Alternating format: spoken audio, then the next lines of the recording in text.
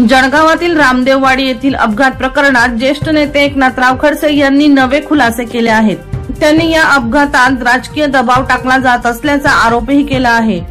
जळगाव जिल्ह्यातील रामदेववाडी अपघातात 4 जण ठार झाले आहेत। मात्र या अपघातात कार चालक आणि त्यात बसलेली मुले ही मोठ्या नेत्यांची मुले असल्याने या प्रकरणात पोलिसांनी केलेला तपास हा समाधानकारक नाही। पोलीस कोणाच्या तरी दबावाखाली असून आरोपींना वाचविण्याचा प्रयत्न करत आहेत। तसेच या अपघातात राष्ट्रवादी काँग्रेसचे अजित पवार गटाचे जिल्हाध्यक्ष संजय पवार यांचा मुलगा आरोपी असल्याचे राजकीय दबाव टाकला जात असल्याचा आरोप ज्येष्ठ नेते एकनाथराव खडसे यांनी पोलीस अधीक्षकांची भेट घेतल्यानंतर केला आहे। एकनाथराव खडसे यावेळी म्हणाले की या सगळ्या प्रकरणात ज्या पोलिसांनी तपासात हलगर्जीपणा केला आहे त्यांच्यावर चौकशी करून कारवाई करण्यात यावी। या घटनेत अजून आरोपी आहेत ते पोलिसांनी निष्पन्न करावे। त्यामुळे आपण गृहमंत्र्यांपासून ते पोलीस अधीक्षकांकडे स्वतः पत्र देऊन आरोपींवर कारवाई करण्याची मागणी केली होती। वर्षा लोहार यांचा खास रिपोर्ट V1 लाईव्ह जळगाव।